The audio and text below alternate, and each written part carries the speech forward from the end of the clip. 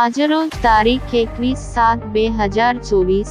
રવિવારના ગુરુપૂર્ણિમાના શુભ દિવસે